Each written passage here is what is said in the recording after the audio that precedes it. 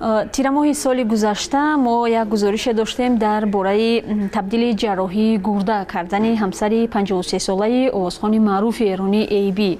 ин ҷарроҳӣ дар Тоҷикистон ва аз ҷониби табибони маркази миллии пайвандсозӣ бо муваффақият анҷом шуда буд ва худи ҳунарманди маъруф ҳам дар ин сафар ҳамсарашро ҳамроҳӣ мекард ва зоҳиран аз кори табибони тоҷик ҳам розӣ буд. ва дирӯз ҳам вақте мо бо ҳамкорам барот ба маркази миллии пайвандсозӣ рафтем, табибон гуфтанд бо хонаводаи AB дар тамосанд. ба онҳо хабар доданд ки сиҳати маҳшед ҳошимӣ ҳамсари овозхони маъруф хуб аст ва худи овозхон ҳам тасмим доштааст дар Тоҷикистон як консерти ройгон баргузор кунад.